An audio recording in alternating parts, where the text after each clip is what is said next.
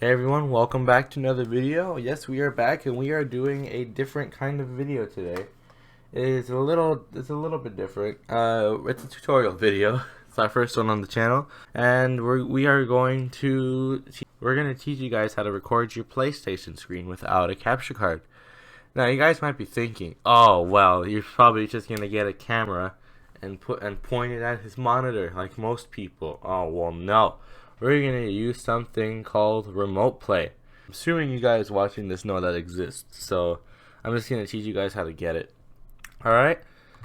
So what you're gonna need to do, alright, before we do that, make sure you guys leave a like and subscribe down below, and make sure to check out our Instagram. You're gonna go over here, type in PS4 remote play for PC.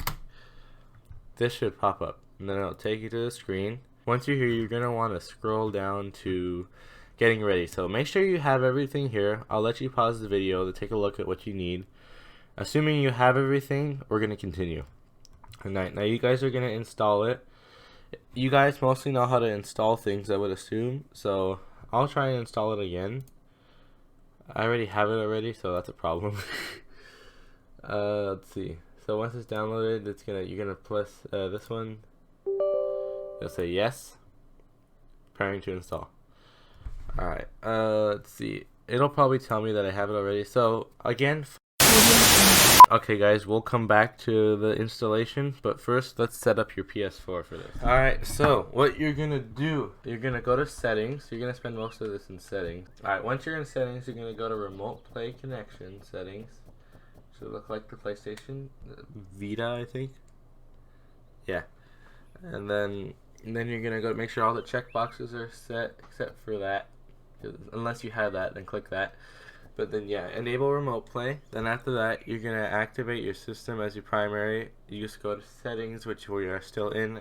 Go to account management, and then go to activate as your primary PS4. I only have one PS4, so I'm activated already.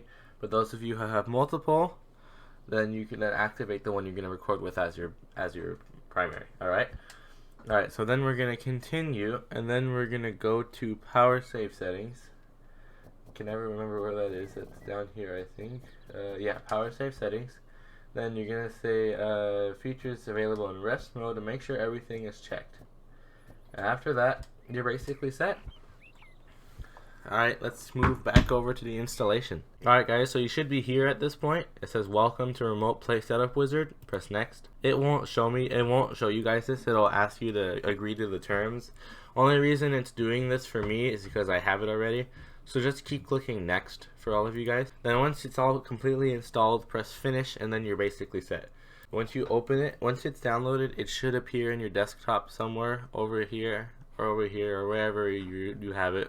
But if it doesn't show up here, what you're going to do is you're going to go to the bottom left Cortana, and then you're going to type in remote play. Should pop up right here. Checking for update. Your guys might be different. Yeah, it'll bring this up, and also it's going to ask you to sign into your PlayStation account, so make sure you have that ready. So then that's the other thing, you're going to need a PlayStation Network. I would assume people who are watching this, you guys have it. So with that in mind, with that assumption, we're going to keep going. You're going to want to get a micro USB cable. I'll put that up on screen. And you're going to want to get your DualShock controller, plug it into your PC, and then once that's set, it should change to this. And then press the options button on your controller, and then it's gonna find your PlayStation, and then you're set. There you go. Now, those of you who are trying to record this, what you're doing is you're going to click this, and then just record, and then you're fine. And yeah, and then you can put full screen, you can put your mic on or off, you basically have your options so in here, you take your controller battery, select full screen, and there you go. Alright, but another thing, only use this if you don't have a capture card, because if you have a capture card, you will get much better quality. So, and I recommend the Elgato capture card. I will put it on screen right here, and that's what I would recommend you guys get. That's what I use. And then yeah, that's all I've got for you guys today. Make sure to leave a like, subscribe. Don't forget to check everything out in the description below. And yeah, I'll see you guys later. See ya.